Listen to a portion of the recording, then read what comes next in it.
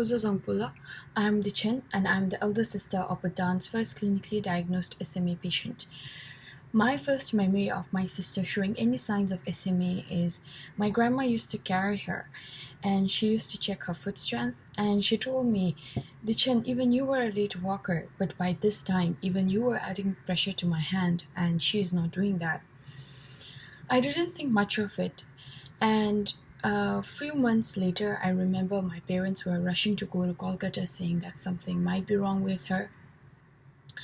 And when they came back, my mother, she sat all of us down and she explained SMA, she explained what we could expect in the future and how we have to take care of her. But at the end of the conversation, what I actually understood was that my sister was diagnosed with SMA type 2 and that she won't be able to walk for the rest of her life and that she won't live beyond 2 years. As devastating as it was, we were directly thrown the diagnosis in our face with comments like no cure, no specific treatments, and we had to understand and we had to accept and we had to brace ourselves for the worst scenarios. Yes, my parents did try to explain it as much as they could, but we did not have anyone. I personally did not have anyone that we knew that had same situation going on. So I did not know how to talk about it, where to talk about it, to whom to talk about it. At home, everyone was frenzied in their own way.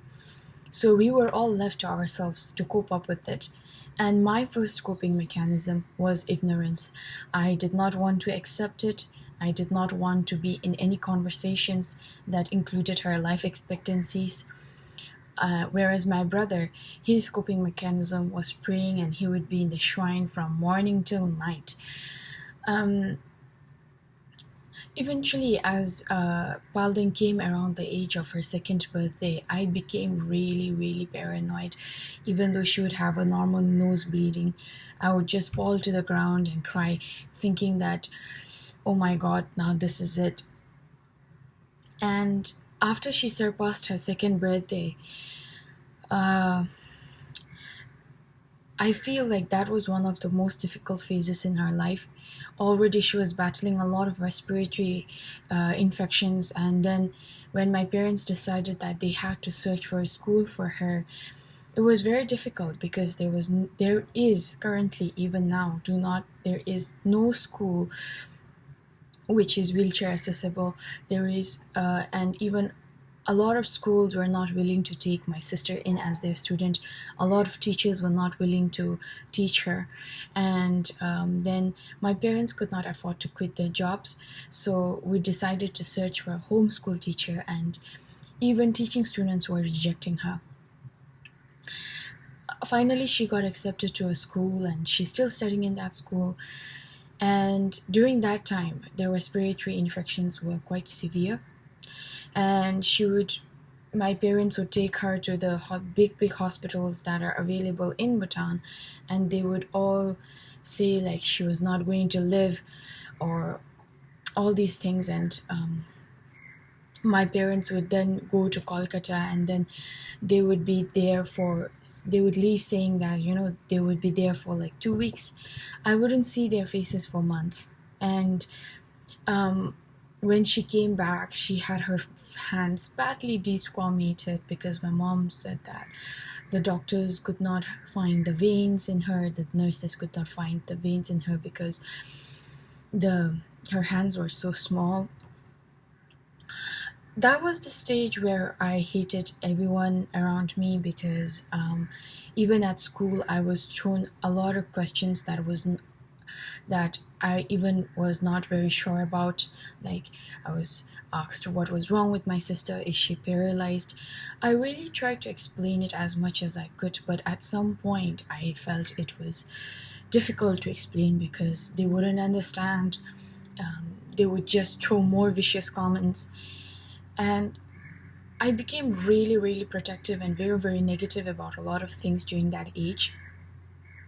I remember I hated everyone who rejected my sister, every nurses and doctors that could not even inject and find a right vein for it. I hated everyone and everything. I would shout at people if I caught them staring at my sister. I would give them a stern look if I see them looking at our way. And that was the time when my mother, she sat me down and she tried to explain, like, try to understand the people the way you want to be understood. And even my brother told me, I should calm a bit down, and not everyone comes with a negative outlook. That was a time when I took a step back and I looked at the bigger picture, and I realized that there were no good systems and no proper systems allocated for the special needs in the country, because the special need part of the society was so hidden and so well hidden that even the society themselves were willing to keep it as an open secret.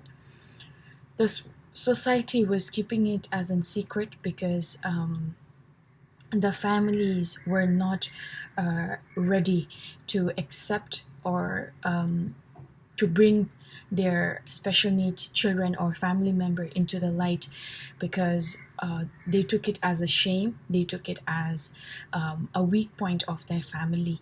And after I realized, and then at the end of the day, it was just a futile cycle.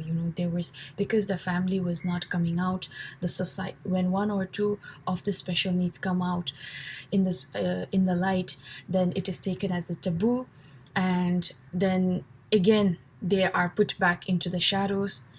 They are forced back into the shadows, and then the government is unaware of a lot of things, and we can't expect a change when we don't initiate a change.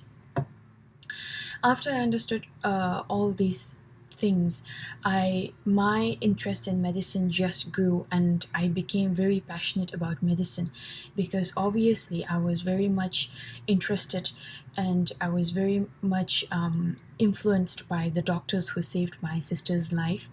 I also wanted to be a sister who was on my toes about my sister's health, and I also wanted to have that upper hand in the healthcare system by being a part of it. I still feel like being a part of it will make it easier to initiate the change that is required. It has been very difficult choosing medicine, because I come from a middle class family, and medical college is quite expensive.